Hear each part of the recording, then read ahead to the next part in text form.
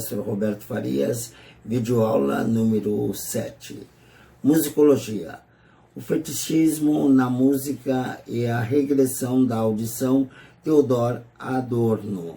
Em prosseguimento ao tema que vimos tratando nesta série de videoaulas, passamos a apresentar um dos textos mais célebres dentro dos estudos musicológicos, que é o fetichismo na música e a regressão da audição, do grande filósofo Theodor Adorno, e que tem sido adotado ao lado da indústria cultural, leitura obrigatória nos cursos de pós-graduação ao redor do mundo. O texto que apresentaremos foi extraído de T.W. Adorno, textos escolhidos, São Paulo, Nova Cultural, 1996. Passamos a uma pequena biografia de Theodor Adorno.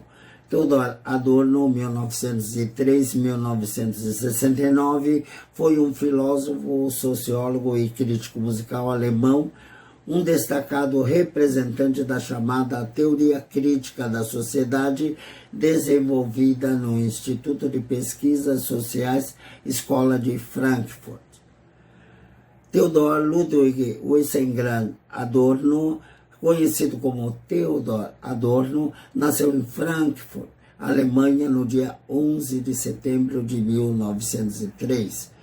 Filho de Oscar Alexander Wiesengrad, de origem judaica, um bem-sucedido negociante de vinhos, e de Maria Calvelli Adorno, uma cantora lírica descendente de italianos católicos. Theodor Adorno recebeu uma excelente formação. Estudou música com a pianista Agathe, sua tia por parte de mãe, foi aluno do escritor Siegfried Kracauer, frequentou o Kaiser Wilhelm Gymnasium e teve aulas de composição com Bernard Sekles. Nas tardes do sábado, lia Immanuel Kant com o escritor e sociólogo Siegfried Kracauer. Em 1923, conheceu seus dois principais parceiros intelectuais, Max Horkheimer e Walter Benjamin. Em 1924, gradua-se em filosofia pela Universidade de Frankfurt, com a tese sobre Edmund Husserl, filósofo que estabeleceu a escola de fenomenologia. Em 1925, Theodor Adorno vai para Viena, na Áustria, onde mergulha na música com aulas de composição musical com Alban Berg e de piano com Eduard Storm. De volta à Alemanha, se dedica ao Instituto de Pesquisas Sociais e conclui o doutorado em 1931 pela mesma universidade. Em 1933, apresenta o trabalho sobre o filósofo dinamarquês Kierkegaard. Durante 2 anos, lecionou filosofia na Universidade de Frankfurt, mas a fim de escapar da perseguição do regime nazista, se viu obrigado a emigrar primeiro para Paris e depois para a Inglaterra, onde lecionou filosofia na Universidade de Oxford. Em 1937, Adorno foi para os Estados Unidos, onde colaborou decisivamente com o Instituto de Pesquisas, que foi reconstituído na Universidade de Colômbia. Entre 1938 e 1941, exerceu o cargo de diretor musical do setor de pesquisa da Rádio Princeton. Foi diretor do projeto de pesquisa sobre a discriminação social da Universidade da Califórnia em Berkeley. Escola de Frankfurt. Em 1950, Theodor Adorno estava novamente na Europa e em 1953 voltou a residir em Frankfurt e retomou sua classe de filosofia na Universidade de Frankfurt. Assumiu o cargo de co-diretor do Instituto de Pesquisas Sociais, então anexo à universidade.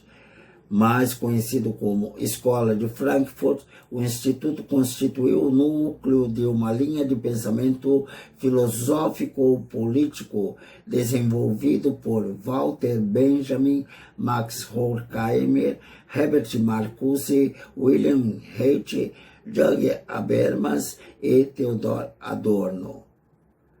A teoria crítica proposta por esses pensadores se opõe à teoria tradicional e toma a própria sociedade como objeto, e rejeita a ideia de produção cultural independente da ordem social em vigor.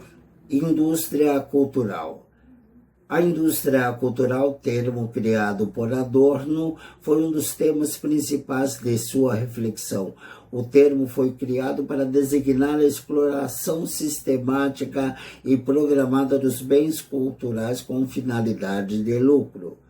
Segundo ele, a indústria cultural traz consigo todos os elementos característicos do mundo industrial moderno.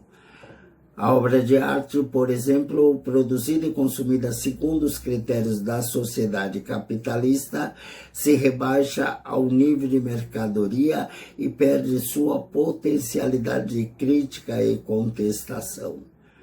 Sua amizade com Siegfried Kracauer e com Walter Benjamin exerceu grande influência em sua obra. Com a colaboração de Max Horkheimer, escreveu Dialética do Esclarecimento, 1944.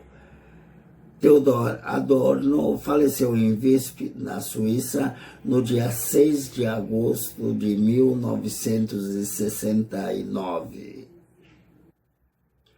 O fetichismo na música e a regressão da audição, Theodor Adorno.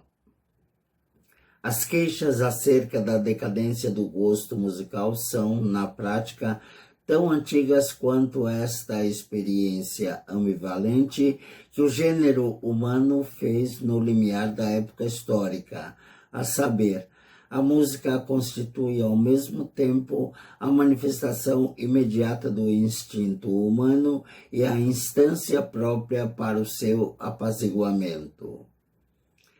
Ela desperta a dança das deusas, ressoa da flauta encantadora de Pan, brotando ao mesmo tempo da lira de Orfeu, em torno da qual se congregam saciadas as diversas formas do instinto humano. Toda vez que a paz musical se apresenta perturbada por excitações bacânticas, pode-se falar da decadência do gosto. Entretanto, se desde o tempo da noética grega a função disciplinadora da música foi considerada um bem supremo e como tal se manteve em nossos dias, certamente mais do que em qualquer outra época histórica, todos tendem a obedecer cegamente à moda musical, como aliás acontece igualmente em outros setores. Contudo, assim como não se pode qualificar de dionisíaca a consciência musical contemporânea das massas, da mesma forma pouco tem a ver com o gosto artístico em geral as mais recentes modificações desta consciência musical. O próprio conceito de gosto está ultrapassado. A arte responsável orienta-se por critérios que se aproximam muito dos do conhecimento, o lógico e o ilógico, o verdadeiro e o falso. De resto, já não há campo para a escolha, nem sequer se coloca mais o problema, e ninguém exige que os cânones da convenção sejam subjetivamente justificados. A existência do próprio indivíduo que poderia fundamentar tal gosto, tornou-se tão problemática quanto, no polo oposto, o direito à liberdade de uma escolha, que o indivíduo simplesmente não consegue mais viver empiricamente. Se perguntarmos a alguém se gosta de uma música de sucesso lançada no mercado, não conseguiremos furtar-nos a suspeita de que o gostar e o não gostar já não correspondem ao estado real. ainda que a pessoa interrogada se exprima em termos de gostar e não gostar. Em vez do valor da própria coisa, o critério de julgamento é o fato de a canção de sucesso ser conhecida de todos. Gostar de um disco de sucesso é quase exatamente o mesmo que reconhecê-lo. O comportamento valorativo tornou-se uma ficção para quem se vê cercado de mercadorias musicais padronizadas. Tal indivíduo já não consegue subtrair-se ao julgo da opinião pública, nem tampouco pode decidir com liberdade quanto ao que lhe é apresentado, uma vez que tudo o que se lhe oferece é tão semelhante ou idêntico que a predileção, na realidade, se prende apenas ao detalhe biográfico, ou mesmo à situação concreta em que a música é ouvida. As categorias da arte autônoma, procurada e cultivada em virtude do seu próprio valor intrínseco, já não têm valor para a apreciação musical de hoje. Isto ocorre em grande escala também com as categorias da música séria, que, para descartar com maior facilidade, se costuma designar com o qualitativo de clássica. Se objeta que a música ligeira e toda a música destinada ao consumo nunca foram experimentadas e apreciadas segundo as mencionadas categorias, não há como negar a verdade desta objeção. Contudo, esta espécie de música é afetada pela mudança, e isto precisamente em virtude da seguinte razão. Proporciona, sim, entretenimento, atrativo e prazer, porém apenas para ao mesmo tempo recusar os valores que concede. Aldous Huxley levantou em um de seus ensaios a seguinte pergunta: quem ainda se diverte realmente hoje num lugar de diversão? Com o mesmo direito, poder-se-ia perguntar: para quem a música de entretenimento serve ainda como entretenimento? Ao invés de entreter, parece que tal música contribui ainda mais para o emudecimento dos homens, para a morte da linguagem como expressão, para a incapacidade de comunicação. A música de entretenimento preenche os vazios do silêncio que se instalam entre as pessoas deformadas pelo medo, pelo cansaço e pela docilidade de escravos sem exigências. Assume ela em toda parte e sem que se perceba o trágico papel que lhe competia ao tempo e na situação específica do cinema mudo. A música de entretenimento serve ainda e apenas como fundo.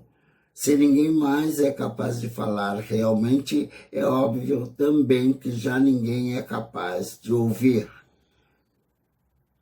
Um especialista americano em propaganda radiofônica, que utiliza com predileção especial a música, manifestou ceticismo com respeito ao valor de tais anúncios, alegando que os ouvintes aprenderam a não dar atenção ao que ouvem, mesmo durante o próprio ato da audição. Tal observação é contestável quanto ao valor publicitário da música, mas é essencialmente verdadeira quando se trata da compreensão da própria música. A nova etapa da consciência musical das massas se define pela negação e rejeição do prazer no próprio prazer. Assemelha-se tal fenômeno aos comportamentos que as pessoas soem manter em face do esporte ou da propaganda. A expressão prazer artístico ou gosto artístico assumiram um significado curioso e cômico. A música de Schoenberg, tão diferente das canções de sucesso, apresenta em todo caso uma analogia com elas.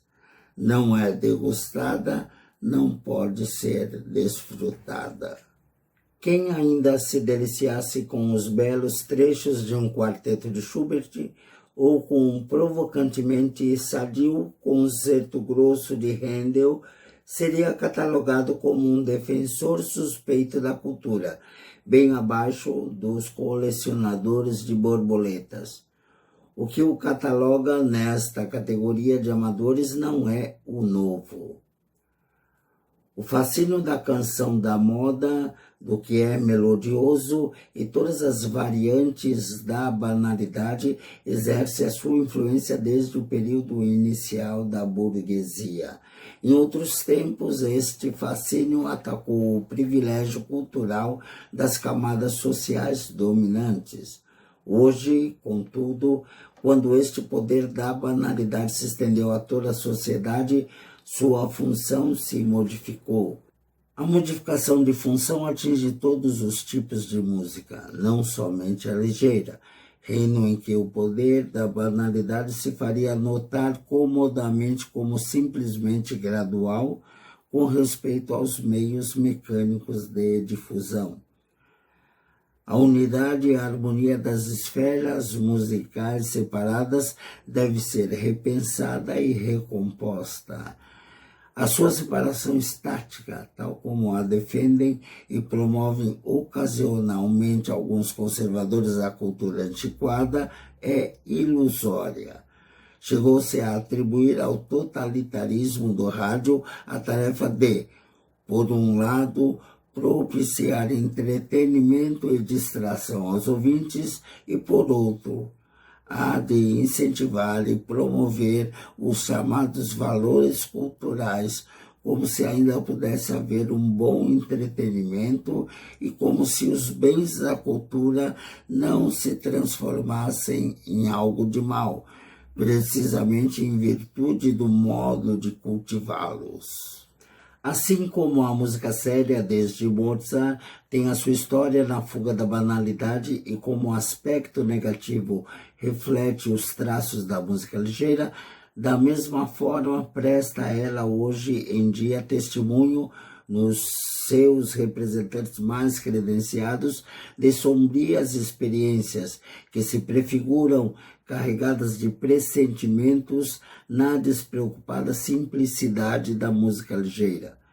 Inversamente, seria igualmente cômodo ocultar a separação e a ruptura entre as duas esferas e supor uma continuidade que permitiria a formação progressiva passar sem perigo do jazz e das canções de sucesso aos genuínos valores da cultura. A barbárie cínica de forma alguma é preferível à fraude cultural. O que alcança quanto à desilusão do superior é por ela compensado através das ideologias de originalidade e vinculação com o natural, mediante as quais transfigura o mundo musical inferior. Um submundo que já não ajuda, por exemplo, na contradição dos excluídos da cultura, mas limita-se a se alimentar com o que lhe é dado de cima. A ilusória convicção da superioridade da música ligeira em relação à séria tem como fundamento precisamente essa passividade das massas, que colocam o consumo da música ligeira em oposição às necessidades objetivas daqueles que a consomem. É habitual alegar a este propósito que as pessoas na realidade apreciam a música ligeira e só tomam conhecimento da música séria por motivos de prestígio social, ao passo que conhecimento de um único texto de canção de sucesso é suficiente para revelar que função pode desempenhar o que é lealmente aceito e aprovado. Em consequência, a unidade de ambas as esferas da música resulta de uma contradição não resolvida. Ambas não se relacionam entre si, como se a inferior constituísse uma espécie de propedêutica Em consequência, a unidade de ambas as esferas da música resulta de uma contradição não resolvida. Ambas não se relacionam entre si, como se a inferior constituísse uma espécie de propedêutica popular para a superior, ou como se a superior pudesse aurir da inferior a sua perdida força coletiva. Não é possível, a partir da mera soma das duas metades seccionadas, formar o todo, mas em cada uma delas aparecem, ainda que em perspectiva, as modificações do todo, que só se movem em constante contradição.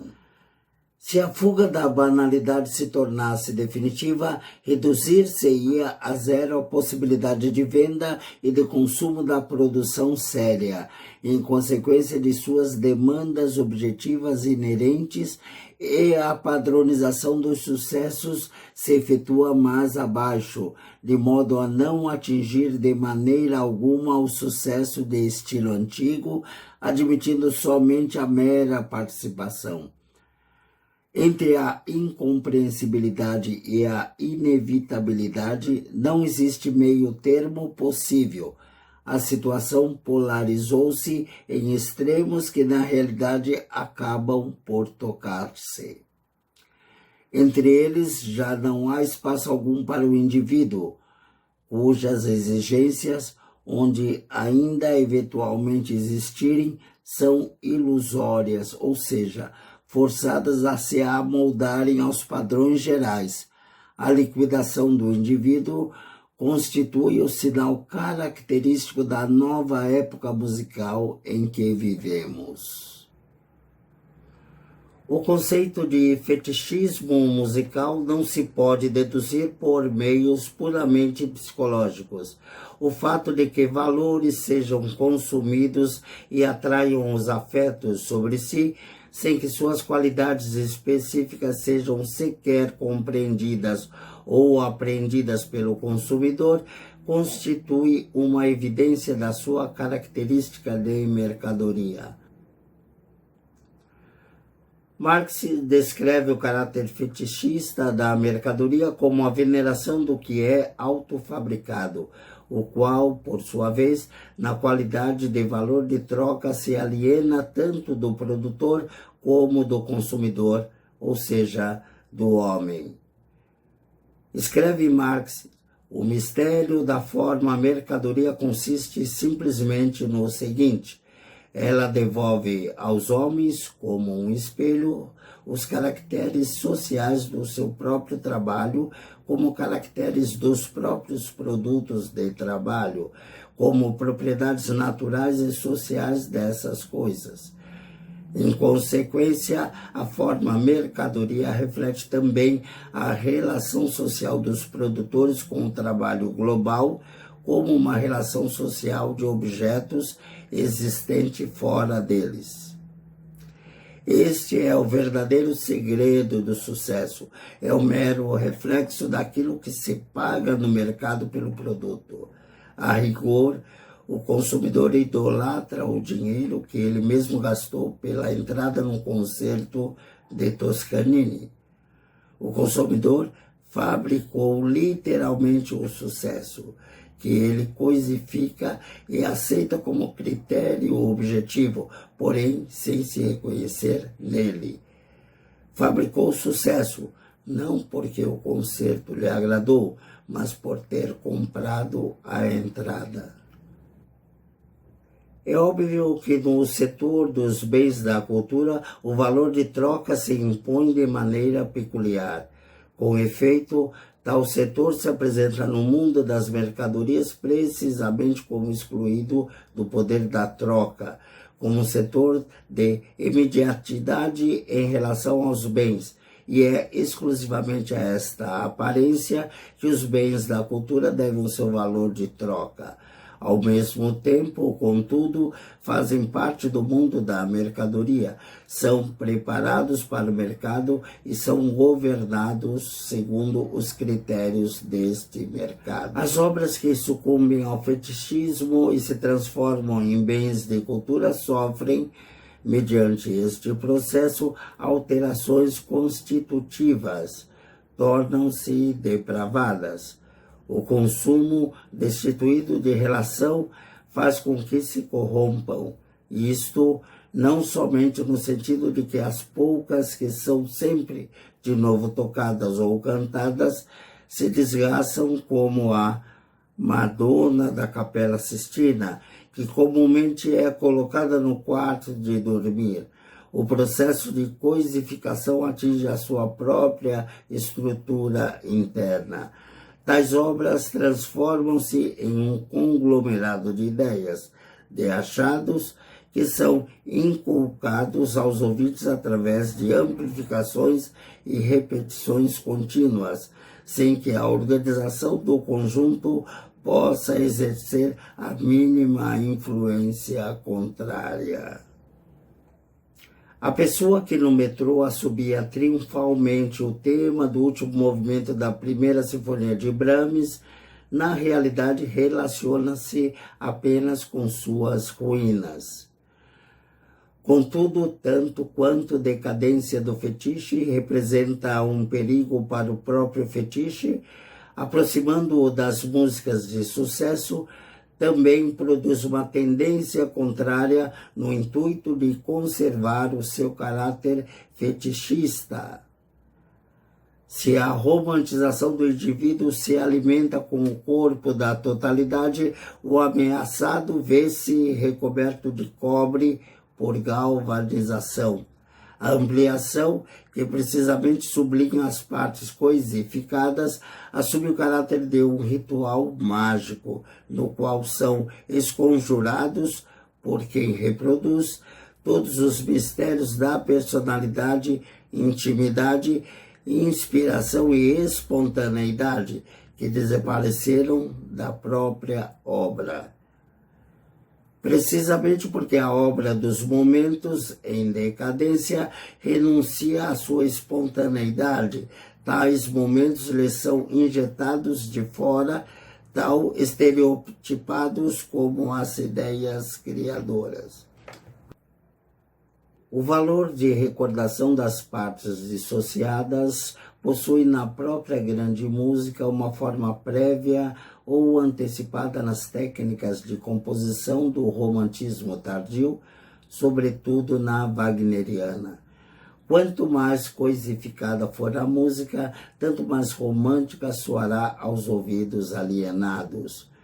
E precisamente através disto que tal música se torna propriedade. Uma sinfonia de Beethoven, executada e ouvida enquanto totalidade, espontaneamente, jamais poderia tornar-se propriedade de alguém. A consciência da grande massa dos ouvintes está em perfeita sintonia com a música fetichizada. Ouve-se a música conforme os preceitos estabelecidos, pois, como é óbvio, a depravação da música não seria possível se houvesse resistência por parte do público, se os ouvintes ainda fossem capazes de romper com suas exigências as barreiras que delimitam o que o mercado lhes oferece. Precisamente porque a obra dos momentos em decadência renuncia à sua espontaneidade, tais momentos lhes são injetados de fora, tão estereotipados quanto as ideias criadoras. A despeito de todo o falatório sobre a nova objetividade, a função essencial das representações ou execuções musicais conformistas não é mais a representação da obra pura, mas a apresentação da obra depravada, com um enorme aparato que procura, enfática e impotentemente, afastar dela a depravação. Aliás, quem eventualmente tentasse verificar ou comprovar o caráter fetichista da música através de uma enquete sobre as relações dos ouvintes, por meio de entrevistas e questionários, poderia sofrer vexames imprevistos. Tanto na música como nas demais áreas, a tensão entre substância e fenômeno, entre essência e aparência, agigantou-se em tal proporção que já é inteiramente impossível que a aparência chegue a ser um testemunho válido da essência. As reações inconscientes do público, dos ouvintes, são ofuscadas com tal perfeição. A apreciação consciente dos ouvintes é teleguiada com tal exclusividade pelos critérios fetichistas dominantes, que toda e qualquer resposta concorda a priori com a superfície mais banal deste cultivo musical, atacado pela teoria cuja validade precisamente se quer verificar. Basta formular a um ouvinte a pergunta mais primitiva que existe com relação a uma obra de arte: agrada-lhe ou desagrada-lhe? Para constatar que entra eficazmente em jogo todo mecanismo que, como se crê, poderia tornar-se manifesto ou ser eliminado pela redução a esta pergunta. Se, porém, ainda se tentar substituir tais condições de averiguação que levem em conta a dependência real do ouvinte em relação aos ditames da máquina dirigente da propaganda, constata-se que toda sofisticação do método de averiguação não só dificultará uma interpretação objetiva dos resultados, mas também aumentará as resistências dos ouvintes a serem testados, acabando por fazê-los insistirem ainda mais neste tipo de comportamento conformista, dentro do qual se consideram protegidos do perigo de aparecerem publicamente como são. Não é possível estabelecer com clareza um nexo causal, por exemplo, entre as repercussões das músicas de sucesso e seus efeitos psicológicos sobre os ouvintes. Se realmente hoje em dia os ouvintes não pertencem mais a si mesmo, isto significa também que já não podem ser influenciados. Os polos opostos da produção e do consumo estão respectivamente subordinados entre si e não são reciprocamente dependentes de modo isolado. A sua própria mediação de maneira alguma se subtrai à conjectura teórica.